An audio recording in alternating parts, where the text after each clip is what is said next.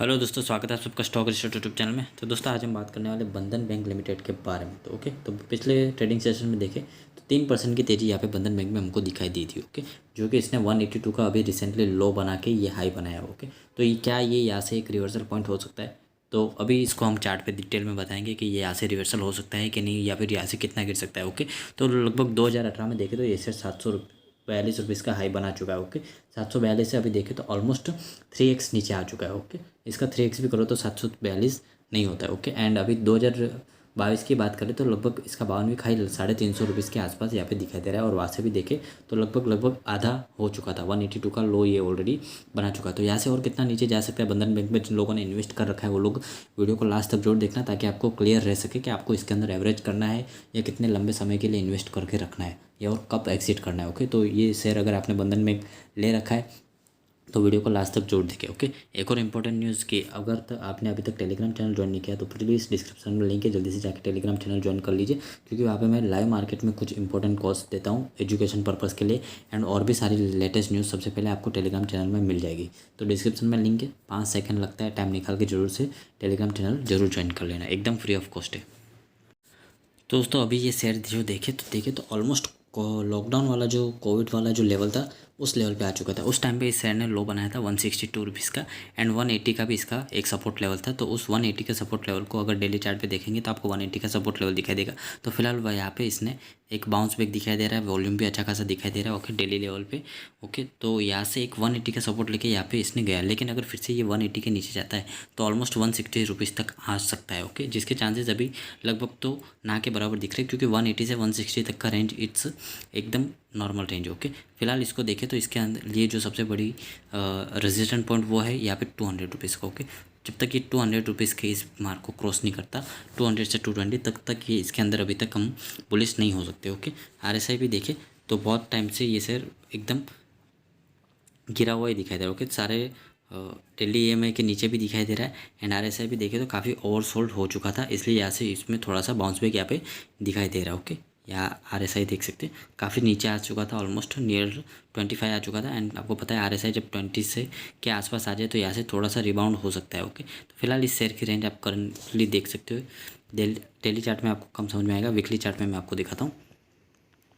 तो आप देख सकते हो शेयर जो है एक प्रॉपर रेंज बनाता है एंड फिर उस रेंज को भी ब्रेक करके और नीचे रेंज बनाता जा रहा है। तो कंटिन्यूसली ये देखिए तो ऑलमोस्ट डाउनफॉल इसके अंदर कंटिन्यूसली। तो जब तक ये हायर हाई हायर लो नहीं बनाता तब तक इसके अंदर रिवर्सल का चांस अभी फ़िलहाल तो नहीं दिखाई दे रहा। शॉर्ट टर्म ट्रेडिंग के लिए 4-5% की पोजिशनल ट्रेडिंग के लिए आप इसको कर सकते हो, फिलहाल इसको ध्यान में रख सकते हो। उसके लिए आप टेलीग्राम चैनल ज्वाइन कर लीजिए, वहाँ पर मैं जब भी इसके अंदर मौका बनेगा आपको कॉल्स देता रहूँगा। अब दोस्तों थोड़ा सा फंडामेंटल के बारे में बात कर लेते हैं। फिलहाल शेयर देखें तो पिछले ट्रेडिंग सेशन में 3% अप था। एक वीक में देखें तो अभी भी -3.5% है। एक महीने में अभी भी -16% है। 3 महीने में भी -16% है। 6 महीने में -27% है। ईयर टू डेट में भी -16% है। एक साल में ये शेयर -36% है। 2 साल में -42% दिखाई दे रहा है। 3 साल में ऑलमोस्ट 4% डाउन है। 4 साल में 62% डाउन है। 5 साल में 58% डाउन है। जैसा कि मैंने कहा 2018 में ये शेयर जो है ऑलमोस्ट 740 रुपीज़ के ऊपर का हाई बना चुका है।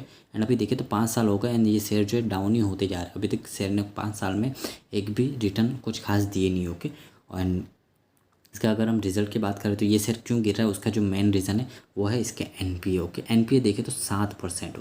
NPA मतलब ये ग्रॉस NPA। ग्रॉस NPA मतलब अगर बैंक 100 रुपये का लोन देती है तो उसमें से 7 रुपये ऐसे जो डाउटफुल है। ग्रॉस NPA मतलब डाउटफुल होते हैं अभी। कंफर्म नहीं है। 7 रुपये ऐसे है जो डाउटफुल है। एंड नेट NPA देखें तो नेट NPA ऑलमोस्ट 2% के आसपास, यानी कि 2 रुपये तो पक्का नहीं आने हैं। 7 रुपये तो डाउटफुल है, लेकिन 2 रुपये तो कंफर्म ही है कि नहीं आने। 7 में से कुछ आ भी सकता है, लेकिन 2 रुपये अगर कंपनी 100 रुपये का बैंक 100 रुपये का लोन दे रही है तो उसमें से 2 रुपये तो डूबने ही डूबने वाला है। तो जिस बैंक का NPA ज़्यादा होता है उस बैंक जो है एकदम हाई रिस्क बैंक हो जाता है। NPA 1% से कम हो तो बहुत अच्छा है। तो यहाँ पे देखें तो सेल्स की बात करें तो अभी मार्च क्वार्टर का रिजल्ट तो नहीं आया, लेकिन दिसंबर क्वार्टर की ईयर ऑन ईयर सेल्स देखें तो 11% बढ़ी है।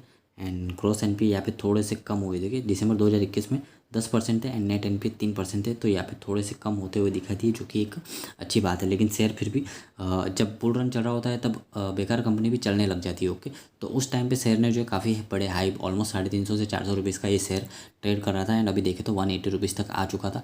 तो अभी जो है डाउन ट्रेंड चल रहा है पूरे शेयर मार्केट का, तो अभी जो बुल रन नहीं है, बियर मार्केट चल रहा है, इसलिए इस बियर मार्केट में सिर्फ अच्छी और अच्छी कंपनी ही से सस्टेन करेगी। जिन्होंने पास्ट में ख़राब रिजल्ट पोस्ट किया था वो कंपनी यहाँ पे जो है धीरे धीरे गिरेगी। ओके, आपको पता भी नहीं चलेगा, डेली आधा परसेंट, 1%, 1.5%, ऐसे 1% करके कब ये कंपनी 350 से आधे तक 50% गिर जाएगी, आपको पता भी नहीं चलेगा। ओके, तो जब भी ऐसा बियर मार्केट आएगा तो इस तरह की कंपनी जो है धीरे धीरे धीरे धीरे करके आपको एकदम लॉस मेकिंग कंपनी बना देगी। ओके, शेयर होल्डिंग पैटर्न देखें तो फिलहाल कम प्रोमोटर के पास 40% है, म्यूचुअल फंड के पास 8% है, इंश्योरेंस कंपनी के पास 4% है, एफआईएस 28% होल्ड कर रहे हैं एंड बाकी इंस्टीट्यूशनल 15% होल्ड कर रहे हैं। इसके पास अंदर सबसे ज़्यादा होल्डिंग जो है एचडीएफसी की थी। ओके, अगर आप मार्च 2022 का पैटर्न देखते हो शेयर होल्डिंग पैटर्न, तो एचडीएफसी के पास यहाँ पे 10% की होल्डिंग थी, जो कि अभी सिर्फ 5% रह गई। ओके, यानी कि मार्च 2022 के बाद एचडीएफसी ने अपना 5% जो है यहाँ पे सेल कर दिया। ओके, एंड मार्च 2022 के आसपास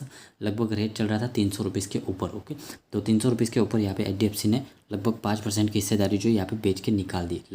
आपने अगर हमारे पुराने वीडियोस देखे हो तो उसमें मैंने बहुत बार शेयर होल्डिंग पैटर्न बताया बैंक बंधन बैंक का, जिसके अंदर मैंने बहुत बार बताया कि एचडीएफसी के पास भी 10% होल्डिंग है, तो यहाँ पे एक सेफ है। लेकिन एचडीएफसी भी यहाँ पे अपनी आधी होल्डिंग बेच के निकल चुका है। ओके, फिलहाल बैंक का रिटर्न ऑन इक्विटी देखे तो पिछले एक साल में सिर्फ 0.72% रहा, 1% भी नहीं रहा है। ओके, रिटर्न ऑन इक्विटी देखे तो कंटिन्यूसली 5 साल से गिरता जा रहा है। रिटर्न ऑन एसेट देखे तो वो भी गिरता जा रहा है, 0.1% आ चुका है। किसी भी रिटर्न ऑन एसेट एटलीस्ट 2%, 3%, जितना अच्छा हो रिटर्न ऑन एसेट उतना अच्छा होता है बैंक के लिए।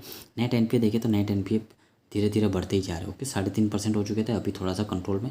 पहले 0.58 ये जो देखिए 5 साल पहले कंपनी का नेट एनपी कितना अच्छा था। ओके, सिर्फ 0.58, यानी कि 100 में से सिर्फ 0.58 पैसे ऐसे थे जो नहीं आ सकते एंड ये एक नॉर्मल 1% के नीचे तब तक सेफ है। तो तब शेयर का प्राइस भी 400 रुपीज़ के आसपास था। ओके, फिर देखिए 3.51 हो गया लॉकडाउन के टाइम पे एंड अभी देखे तो 1.66 है। नेक्स्ट इंटरेस्ट मार्जिन देखे तो वो भी कंटिन्यूसली धीरे धीरे कम होता जा रहा है, लेकिन वहाँ पे इतना ज़्यादा कोई डीप नहीं दिखा दे रहा। ओके, अभी पिछले 5 क्वार्टर में कंपनी की इंटरेस्ट इनकम देखे तो आप देख सकते हो 3,400 करोड़ से 4,000 करोड़। ओके, कोई खास ग्रोथ दिखाई दे रही है आपको? सेम टू सेम नंबर्स हर बार दिखाई दे रहे हैं, 100-200 करोड़ ऊपर नीचे यहाँ पे हो सकते हो। ओके, नेट एनपीए देखे तो यहाँ पे 3% है, फिर 1.66 हो गए, फिर यहाँ पे बढ़ गए, फिर अभी देखें तो 1.86 है पिछले 2 क्वार्टर में। ओके, हालांकि ग्रोस एनपीए यहाँ पे थोड़े थोड़े कम होते हुए दिखाई दे रहे हैं। पहले 11% थे, फिर 6.5 हो गए, फिर 7.25 हो गए, फिर अभी 7.15 यहाँ पे मेंटेन करके चल रहे। ओके, नेट प्रॉफिट मार्जिन भी देखें तो 25%, 49, ये भी एकदम स्टेबल यहाँ पे नहीं दिखा दे रहे। देखिए यहाँ पे 49% एंड यहाँ पे 7%। ओके, तो कुछ खास यहाँ पे दिखाई नहीं दे रहा है। ओके, एंड नेट प्रॉफिट भी देखें तो आप देख सकते हो जब 3,400 करोड़ के सेल्स थे तो कंपनी का नेट प्रॉफिट 850 करोड़ था। ओके, एंड अभी देखें तो 290 करोड़। ओके, तो पिछले 5 क्वार्टर में कंपनी का प्रॉफिट बढ़ा कहाँ है? ओके, उल्टा गिरता हुआ दिखाई दे रहा है। Okay, interest income same to same है, कोई ग्रोथ दिखाई नहीं दे रही, उल्टा नेट प्रॉफिट कम होता जा रहा है। तो यहाँ पे ऐसी हालत में ऑलमोस्ट बैंक की शेयर प्राइस गिरना लाजमी है। ओके, एंड पिछले 5 साल में देखें तो यहाँ पे 2018 से 19 एंड 19 से 20 में कंपनी की ग्रोथ काफ़ी अच्छी हुई। ओके, 20% की ग्रोथ हमको यहाँ पे ऑलमोस्ट दिखाई दे रही है, लेकिन 2021-22 में देखें तो कुछ खास ग्रोथ नहीं दिखाई दे रही। ओके, 5-7% की ग्रोथ यहाँ पे हमको दिखाई दे रही है। नेट प्रॉफिट भी देखें तो यहाँ पे कंटिन्यूसली 1,300 करोड़, फिर 2,000 करोड़, फिर 3,000 करोड़, लेकिन उसके बाद देखें तो यहाँ पे नेट प्रॉफिट पिछले 2 साल में कंपनी का कम हुआ है, बढ़ा नहीं है। ओके, तो नेट प्रॉफिट पिछले 2 साल से कम हो रहा है, तो शेयर प्राइस भी पिछले 2 साल से कम होता ही जा रहा है। ओके, आई होप आप समझ गए होगे। फिलहाल कंपनी का मार्केट कैप देखें तो 31,532 करोड़ है। एक टाइम था जब ये इसका वैल्यूएशन 60-70 हज़ार करोड़ के आसपास दिखने को मिलता था। स्टॉक का पी वैल्यूएशन 10 आ चुका है। रिटर्न ऑन कैपिटल एम्प्लॉय 4.3 है। रिटर्न ऑन इक्विटी देखिए काफ़ी कम है, ऑलमोस्ट 15% का रिटर्न ऑन इक्विटी तो होना ही चाहिए। ओके, डेप्ट बैंक के लिए कोई बड़ी बात नहीं। नंबर ऑफ इक्विटी से 161 crore and net cash flow है, जो कि अच्छी बात है। अर्निंग पर से 20 रुपीज़ है, फेस वैल्यू 10 रुपये की एंड डिविडेंड yield अभी भी 0। ओके, 52 खाई, जैसे मैंने शुरू में कहा था 350 रुपीज़ का है। तो अगर आपको बैंकिंग सेक्टर में इन्वेस्ट करना ही है, अगर आपने अभी तक बंधन बैंक में इन्वेस्ट करने का सोच रहे हो, तो मेरे हिसाब से आपको HDFC बैंक, ICICI बैंक या फिर और भी दूसरी बहुत सारी अच्छी बैंक है, उसके अंदर एक बार रिसर्च करके इन्वेस्टमेंट करना चाहिए। बंधन बैंक फ़िलहाल मुझे इन्वेस्टेबल नहीं लग रहा है, क्योंकि काफ़ी 2 साल से कंपनी का प्रॉफिट जो है गिरता जा रहा है। तो यहाँ पे मेरे हिसाब से अगर आपने इसके अंदर होल्ड भी कर रखा है तो फिलहाल सिर्फ होल्ड करके रखिए। अगर आपको ज़्यादा लॉस नहीं हो रहा है तो आप एग्जिट कर सकते हो, अगर आपने 200-250 के प्राइस पे ख़रीदा है। लेकिन जो लोग 300 350 के प्राइस पे खरीद के बैठे वो लोग अभी भी एवरेज ना मत कीजिए, क्योंकि जब बुल रन आएगा तब आप एवरेज कर सकते हो, या फिर 2-3 अच्छे क्वार्टरली रिजल्ट ये कंपनी पोस्ट कर दे तब आप वहाँ पे एवरेज करने का सोच सकते हो। लेकिन उससे पहले आप फिलहाल इसको स्क्रीन से डिलीट कर दीजिए, होल्ड करके बैठे उसको देखिए मत रोज़ रोज़। ओके, एंड वीडियो पसंद आए लाइक कर दीजिए, चैनल पर पहली बार प्लीज़ सब्सक्राइब कर दीजिए।